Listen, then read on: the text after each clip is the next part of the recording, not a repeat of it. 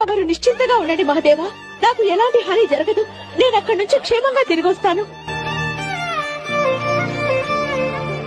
సతీ